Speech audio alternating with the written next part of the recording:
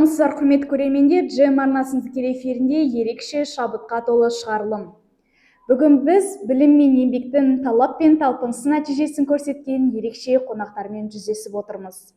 Қазақ тілі пәнінен аудандық және облыстық кезеңдерден бірінші орын иеленіп, республикалық деңгейде жүлделі орынмен грамотамен орын алған 11-ші сынып оқушысы Асанова Назли және оған бағыт бағдар беріп, ғылыми жолға жетелеген жетекшісі қазақ тілі пәнінің мұғалімі Айнұр Берекеқызы.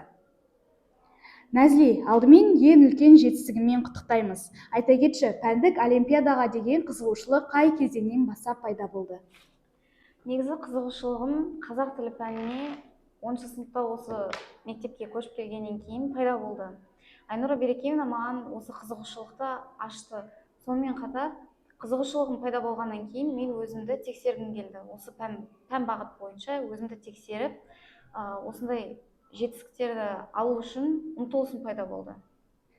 Аудандық және облыстық кезеңдерден сүрінбей өту әрине оңай емес. Саған ең қиын болған кезең қай кезең болды? Негізі екеуі де қиын болды, бірақ ең қиыны менің ойымша жаңағы облыстық кезең. Облыстық кезеңде кішкене тапсырмалары қиындау болды.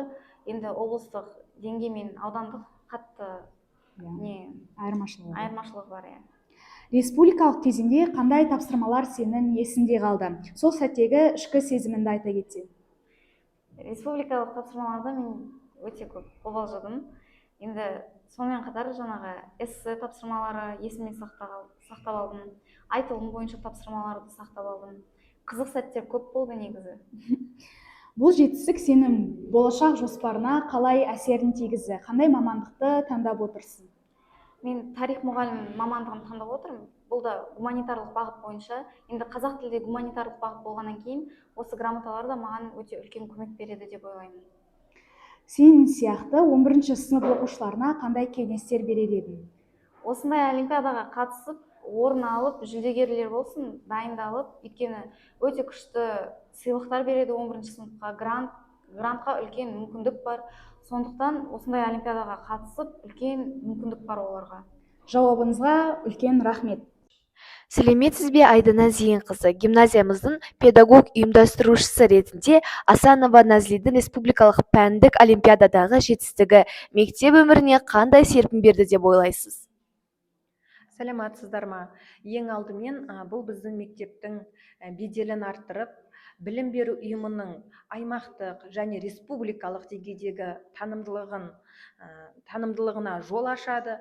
Мұндай жетістік біздің оқушыларымызға оқу мен шығармашылық деген шығармашылыққа деген қызығушылықтарын күшейтіп, олардың жоғарғы нәтижеге ұмтылуына ынталандырады.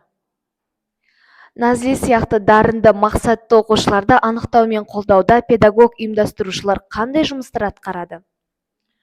Біз деген дарынды оқушыларымызды анықтау мақсатында түрлі іс-шаралар, байқаулар, оқушылардың ғылыми зерделеу деген жаңағы жобаларға қызығушылықтарын анықтау мақсатында түрлі тесттер, жобалар ұйымдастырылып отырады. Назлидің жетістігін мектеп оқушылар арасында үлгі ету мақсатында қандай тәрбиелік іс-шаралар жоспарланып отыр?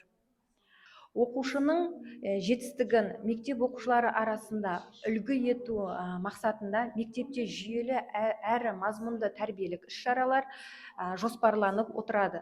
Және де жетістікке жету жолы атты кездесулер, сұхбаттар ұйымдастырылады. Өзінің тәжірибесіменен мақтанышымыз дарынды оқушыларымыз облыстық және республикалық кезеңдегі өзінің өткізілген тәжірибесіменен бөлісу мақсатында. Және де мотивация тәрбие сағаттары жоспарланады. Табысты оқушыларымыздың өмір жолы мен еңбегі үлгі ретінде көрсетіліп отырады. Сұхбатыңызға рахмет. Ендігі кезектен шәкіртіміздің жетекшісі Айнұр Берекеқызы. Айнұр Берекеқызы, шәкіртіміздің жетістігі құтты болсын. Назлидің бойынан олимпиадалық қабілетті қашан қалай байқадыңыз? Енді Назли 2024 жылы Мойынқұм ауданы Бірлік ауылынан келді. Назлидің бойынан байқағаным бірінші ән айту.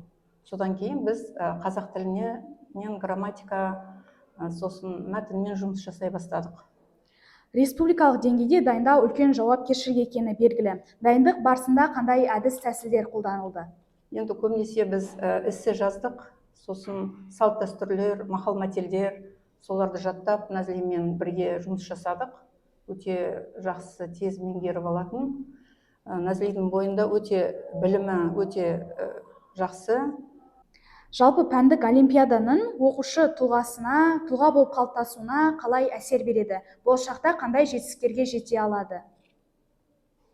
Енді мен айтатын, мысалы, Назлидің бойында өте білімділік бар. Мысалы, өзін бағалай біледі, өзін мынау тез ұғып алады өзіне қарай. Мәтін болсын, түсінік болсын, салт дәстүрдің бәрін біледі, эссені жақсы жазады.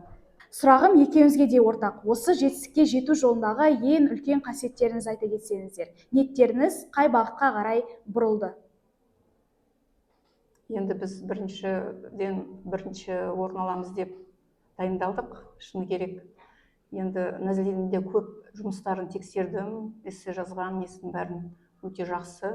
Әдіс тәсілдерді өте жақсы біледі, қазақ ұлттық мақал мәтелдерді жақсы біледі, эссені жақсы жазады. Қанша біз Назлимен жұмыс жасадық осы уақытқа дейін, бір несі болмаған. Енді осының өзі де үлкен жетістік деп ойлаймын. Өйткені бірінші рет баруы республикаға. Пәннен де бірінші қатысуы, қазақ тілі пәннен де бірінші рет қатысуы олимпиадаға. Жалпы талпыну, жаңағы берген материалды жаттау, өйткені мен де жетекшім үлкен рөл ойнады осы олимпиадада. Рахмет сізге, Айнұр Берекеевна. Сонымен қатар жаңағы оқушының өзінен де байланысты, жаттау білу, оны ұғынып алу, осылай. Бүгін біз білім мен еңбектің еш кетпейтіндігін байқаған болатынбыз. Алдағы кезекте Назлиге ұбт жолында үлкен жетістіктерді, ал жетекшісі Айнұр Берекеқызына тәжірибелік еңбегі үшін алғыс айтамыз. Сіздермен болған ЖМ арнасының жүргізушісі Мұрат Нұргүл. Алдағы уақытта бізбен бірге болыңыздар.